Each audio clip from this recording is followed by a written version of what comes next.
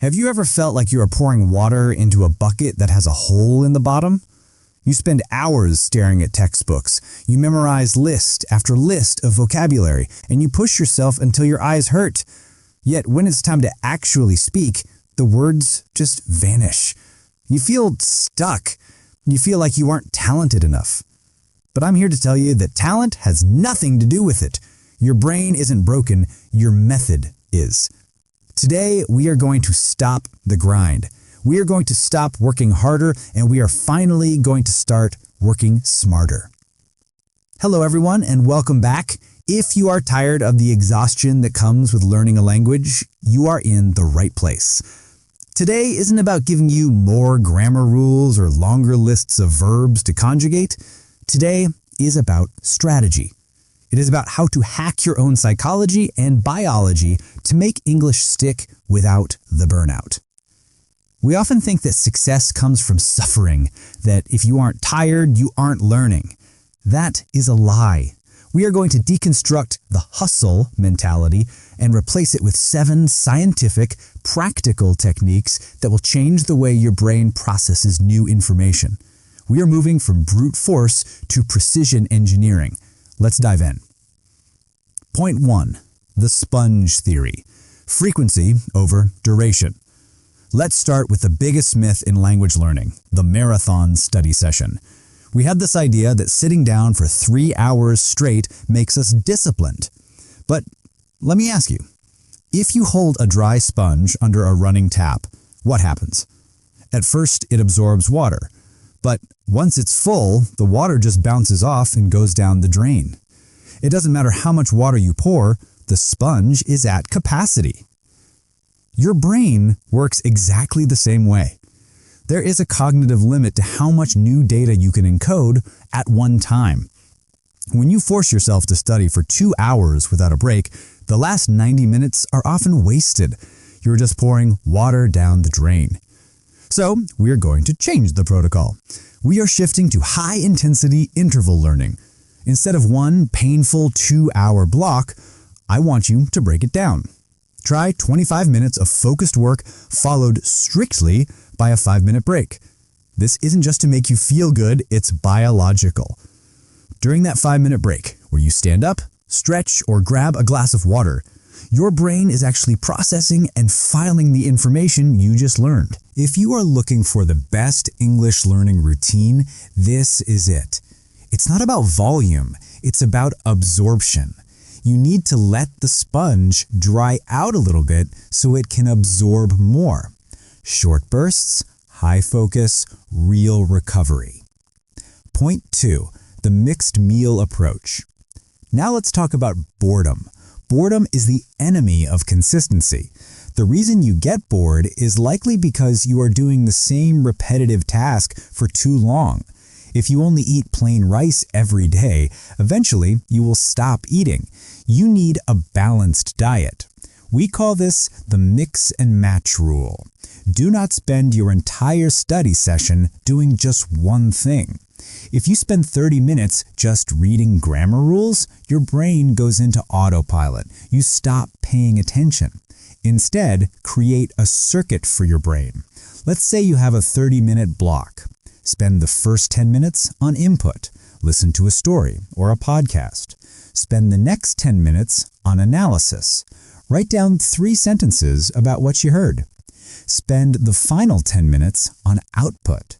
Read those sentences out loud, focusing on your intonation. By switching the mode of learning from passive to active, you keep your brain on its toes. You remain alert. You are hitting the language from multiple angles, listening, writing, and speaking, all in one session. This prevents that zombie mode where you are reading the words but understanding nothing. Point 3, the invisible classroom, the 2-teach technique. This next technique is my absolute favorite because it exposes exactly what you know and, more importantly, what you don't know. It's called the 2-teach technique. There is a famous saying that you don't truly understand something until you can explain it simply. We often fool ourselves. We read a grammar rule and nod our heads, thinking, yeah, I get it. But can you use it? From now on, the moment you learn a new phrase or a new rule, I want you to become the teacher. You don't need a real student. You can teach your reflection in the mirror, your dog, or even your houseplant. The target doesn't matter. The vocalization matters. Pretend you are explaining this new concept to a friend who speaks zero English. Simplify it. Give examples. Tell them why we use this phrase. When you articulate the lesson out loud, you move the information from short-term memory into long-term understanding. If you stumble or if you can't explain it simply, that is your brain telling you that you need to review it again. It's the ultimate self-test. Point 4. Micro-shadowing moments. Let's move on to speaking practice. A lot of people ask me, how can I improve my accent if I don't have time? They think they need an hour of silence to practice shadowing exercises. And while deep practice is good, we can actually use the dead time in our day. We call these micro-shadowing moments. You see, shadowing for 20 minutes straight can be exhausting. Your jaw gets tired and you lose focus. But what if you shadowed for 30 seconds, 10 times a day? Think about your day. You have these tiny pockets of waiting for the kettle to boil, walking to the bus stop, waiting for the elevator. These are your micro classrooms. Take one phrase you heard in a podcast earlier and loop it. Say it quietly to yourself while you wait for your coffee. Match the rhythm, match the emotion. You might be searching for tips on how to understand native English speakers, and the secret is actually mimicking them in these small bursts. By doing this throughout the day, you are keeping the English channel in your brain open from morning until night, rather than just opening it for 1 hour and closing it for the rest of the day. Point 5. The sleep preview trick.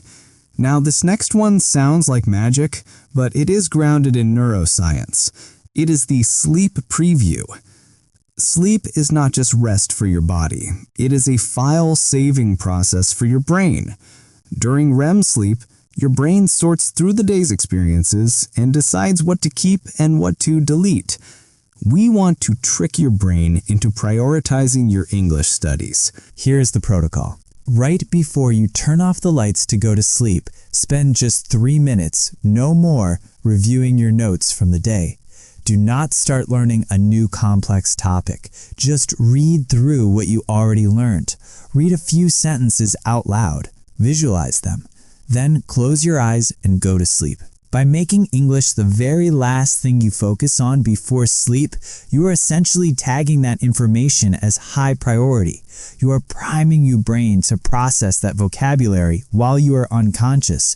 You might wake up the next morning finding that the word you struggled with yesterday suddenly comes naturally today.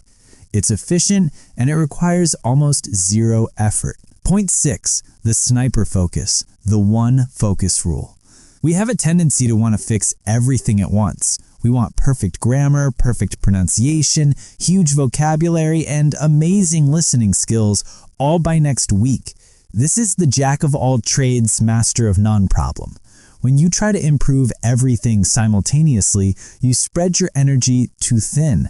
I want you to try the one focus rule. Stop multitasking your growth. Pick one specific target for a specific period, let's say 2 weeks. For the next 14 days, maybe your only focus is the present perfect tense.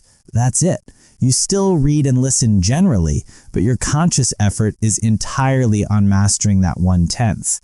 Or maybe for 2 weeks, you focus purely on intonation. By narrowing your laser beam of focus, you achieve mastery much faster. You see tangible progress, which motivates you to keep going. Once you conquer that hill, you pick the next one. It is much better to take one steady step forward than to jump around in 5 different directions and end up staying in the same place. Finally, let's talk about dopamine. Your brain loves rewards. It loves seeing numbers go up. That's why video games are so addictive. We need to steal that addiction and apply it to English. You need to gamify your learning. Stop looking at study as a chore and start looking at it as a quest. Create a point system for yourself. Seriously, write it down. Watched a 10-minute English video? Plus 10 points. Spoke to yourself for 5 minutes? Plus 20 points. Learned 5 new words? Plus 50 points. Set a goal. When I hit 1,000 points, I will buy myself that fancy coffee I like, or I will take a night off to watch a movie. When you attach a positive reward to the effort, you rewire your brain to actually crave the study session. You stop dreading the work and start chasing the points. It turns the heavy burden of education into a lightweight game of progress. So there you have it. The path to fluency isn't paved with sleepless nights and exhausted frustration. It is paved with smart, calculated strategies. Remember, it's about short bursts to keep the sponge absorbing. It's about mixing your activities to kill boredom. It's about teaching to learn, utilizing micro moments, priming your sleep, focusing like a sniper, and turning the whole process into a game. You have the tools now. The question is, which one will you try first? Don't try to do them all today. Just pick one and see how it changes your workflow. If you found value in this new approach and you want to continue this journey of smarter learning, I would love to have you officially join our community. Please hit that like button if this helped you, and make sure to subscribe to English Glow. We are building a family of smart learners here, and I want you to be a part of it. I'm Tom, this is English Glow, and remember, don't study hard, study smart. I'll see you in the next one.